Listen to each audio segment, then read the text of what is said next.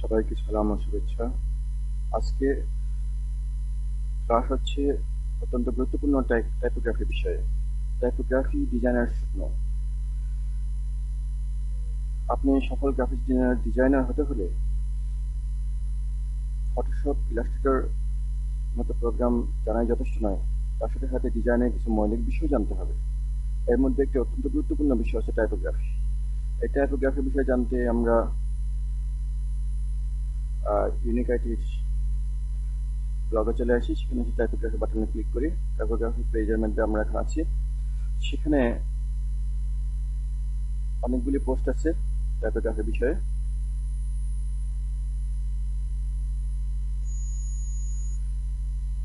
জিপেগ typography Bangla tutorial A to Z।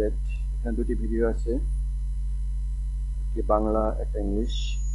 Free font download করার উপায়। Typography যা একজন ডিজাইনারের জানা অত্যাবশ্যক। গ্রাফিক ডিজাইনে ফন্টের ব্যবহার করবেন কিভাবে। বিগিনিং গ্রাফিক ডিজাইন টাইপোগ্রাফি একটা ভিডিও। টাইপোগ্রাফির গুরুত্ব টিউটোরিয়াল। এই পেজের মধ্যে যে সমস্ত পোস্ট আছে সেগুলি আয়ত্ত করলেই আমরা টাইপোগ্রাফি বিষয়ে মোটামুটি আয়ত্ত করতে পারবো। তারপরেও আরো ব্যাপক জ্ঞান অর্জন করার সুযোগ রয়েছে, আমাদের দক্ষতা বৃদ্ধি পাবে। সেজন্য আমরা সর্বশেষ পোস্টের 50 টপ টাইপোগ্রাফি টিউটোরিয়াল এই লিঙ্কে ক্লিক করি।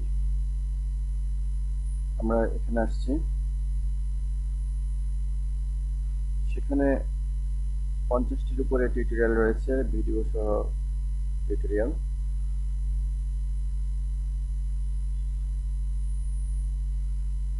1, 2, 3, 4, 5 এরকম পেজের মধ্যে। আমরা যদি ধীরে ধীরে এই সমস্ত বিষয়ও দেখি, টিউটোরিয়ালগুলিও দেখি, তাতে টাইপোগ্রাফি আমাদের জ্ঞানটা আরো মজবুত হবে। এছাড়া আরেকটি ইন্টারন্যাশনাল ওয়েবসাইট হচ্ছে design.artsplus.com। এটি এনভার্টের একটি টিউটোরিয়াল ওয়েবসাইট। এই পেজে এসে আমরা টাইপোগ্রাফির উপরে ক্লিক করি।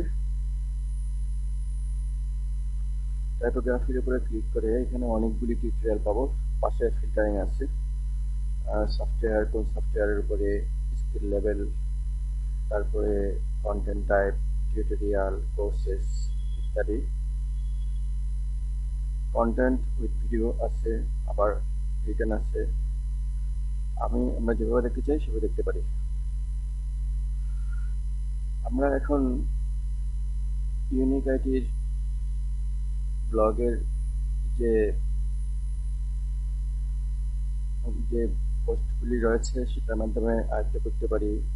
তারপর আরেকটি ইন্টারন্যাশনাল পেজের মাধ্যমে আয়ত্ত করতে পারি। এছাড়া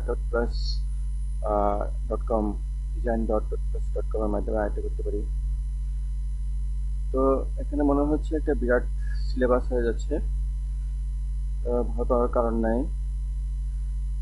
তো আমরা যদি ইউনিকাইটির এই পেজের মধ্যে থেকে যা কিছু আসছে সেটা আয়ত্ত করি, মোটামুটি আমাদের আয়ত্ত হবে, আগেই বলেছি। তার সাথে সাথে দক্ষতা বৃদ্ধির কোনো সীমা নাই। ক্রমশ ধাপে ধাপে আমরা এই সমস্ত বিষয় দেখতে পারি, তাতে আমাদের দক্ষতা, জ্ঞান বৃদ্ধি পাবে এবং আমাদের ডিজাইনের আইডিয়া বৃদ্ধি পাবে। ডিজাইন করতে পারবো ভালো করে।